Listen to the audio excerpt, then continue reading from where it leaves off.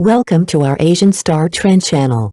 Today we have the following news. Hope you and your friends follow K-Chun's rose hidden in the summer. How Chang-Kyu is a rose who is so obedient. A summer of popsicles, wild hearts, and what if it was the kind of summer that buzzed, not just with cicadas, but with the electricity of everything almost happening. She was the top of her class, neat ponytail, always early, eyes like clear glass. He was the boy who never followed the rules, scraped knees, crooked grin, and a habit of turning detention into a comedy show. They met somewhere between melted popsicles and pressed rose petals, where childhood ended and something else began. He teased. She rolled her eyes. But when their fingers brushed just once, too quick to be called a touch, it felt like the world held its breath. No one told them that the heart has its own memory. That even unfinished stories leave stains. That summer, the laughter was loud but the silence is louder. He'd joke about running away to the sea. She'd pretend not to care. But she kept every gum wrapper he folded into a boat, every note scribbled on a test paper's corner.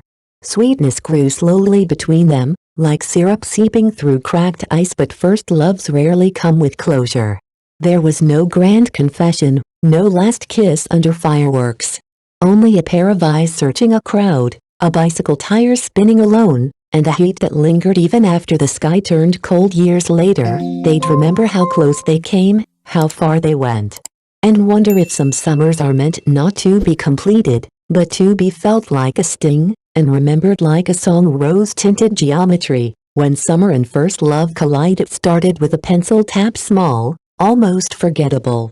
Cicada screamed outside the window as he'd clung to the air like a second skin. Inside the classroom, where the fans spun lazily and teenage dreams were disguised as equations, Susie poked the girl beside him. She turned in that moment, her ponytail swept through the still air, brushing over a trigonometry workbook and leaving behind an invisible trace of mint. Cool, defiant, unforgettable. She didn't speak. She didn't need to. That arc of motion, in a room full of numbers and unfinished thoughts, said everything. This was the seed, the very first planted by K-Chun and How Chang-Kyu and Roses Hidden in Midsummer, a quiet drama that doesn't shout its emotions but lets them simmer. The show doesn't offer grand gestures. Instead, it serves you moments, a stolen glance, the click of a mechanical pencil, the way someone says your name when they're pretending not to care. It's not about falling in love. It's about realizing you already have and being too young, too unsure, or too late to name it. What makes this story linger isn't what happens, but what almost does. The longing tucked between textbook pages, the innocence of two hearts learning the language of desire before they even know the words. Viewers don't just watch. They remember. Their own summers, their own brushes with something that felt like love but ended before it had the chance to bloom. And maybe that's the magic. Roses Hidden in Midsummer doesn't promise forever.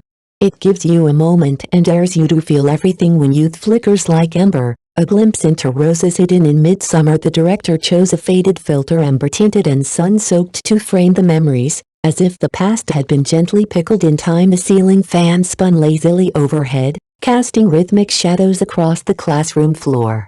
Jiang Qiao, the model student, always buttoned her uniform all the way to the collar, neat, restrained, immaculate. Sitting beside her, Susie was chaos in motion. He'd let popsicle drips fall onto her draft paper, smirking like it was a love letter written in sugar and rebellion. Two entirely different ways of existing, bottled together in the sweltering glass jar of midsummer. One quiet, precise. The other loud, untamed. That's where Roses Hidden in Midsummer finds its heart, not in declarations, but in details. How Chang-Kyu lowers her gaze, lashes trembling like the wing beats of a moth too scared to land.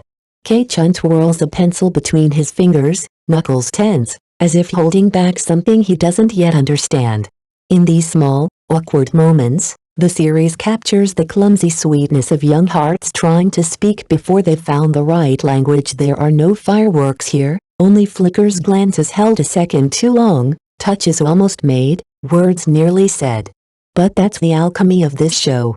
It doesn't shout love, it whispers it in amber tones and melting ice. Roses Hidden in Midsummer reminds us that not every story needs an ending.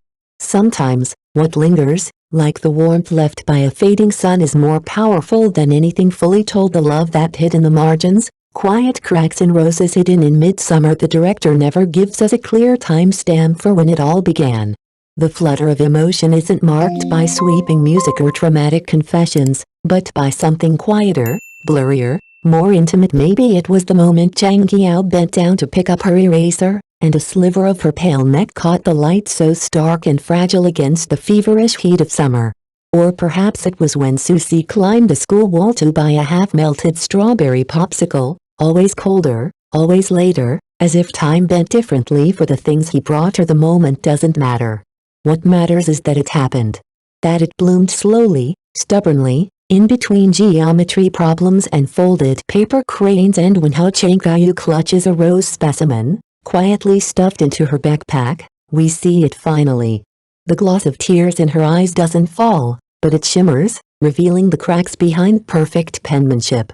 The fault lines beneath the straight-A facade, because in roses hidden in midsummer, even crumpled test papers have stories. In those intentionally flattened creases, if you look closely, you'll find the fingerprint ridges of a boy's two warm hands pressed there in silence, longing, and hope. This isn't a story of first love as fireworks. It's first love as fingerprints, barely seen, deeply felt, and impossible to erase once you know where to look. The goodbye that stopped time, a masterstroke in roses hidden in midsummer. The most breathtaking moment comes in a single, unbroken shot, one that doesn't rely on words, but on everything left unsaid. A storm brews just off screen, the air heavy with the kind of pressure that makes even the laundry hold its breath. White school shirts sway on the clothesline, ghost-like in the muted light. Inside, Zhang Qiao presses a dried rose once stolen from a campus garden, now faded and fragile between the pages of Susie's physics textbook. Her hands are steady. Her heart is not outside. K. Chun's jaw tightens. A twitch in his cheekbone betrays the emotion he's tried so hard to swallow. His Adam's apple shifts once, twice, 3 times. Then finally, take care. 2 syllables, years of restraint. Hao Changyu turns without a word. As she walks past, the ends of her hair brush against the hand he never quite managed to lift. The hand meant to stop her. To hold on. To say something, anything, but caught instead in the limbo between impulse and fear. It is not a grand farewell, but it is unforgettable. Roses hidden in midsummer saves its sharpest cut for last, a goodbye that lands not with drama, but with devastating restraint. That aborted touch becomes the final punctuation mark of the story, one that doesn't end the sentence, but suspends it painfully mid-air. And when the rain finally falls, it feels less like weather and more like a memory breaking open. Salt, sunlight, and silence, the bittersweet craft of roses hidden in midsummer, set between old classroom desks and a popsicle stand glistening under the weight of summer. Roses hidden in midsummer isn't just a coming-of-age story, it's a silent film dressed in teenage skin, distilled into something tender, aching, and artful. What could have easily been a typical youth romance is instead transformed, handled delicately by its 2 leads, into something that tastes faintly of salted soda water and nostalgia. Their performances are soaked in restraint, every glance and gesture whispering what words dare not say. This is not a love story that burns brightly and ends in fireworks. It is a specimen preserved the moment it bloomed, beautiful in its stillness, but never meant to grow. Some love stories are written for the present. Others, like this one, are crafted for memory. Here, love is born already endangered. From its very first heartbeat, it carries the weight of being remembered rather than lived. It's humid, unspoken, edged with sharp corners only summer knows how to draw.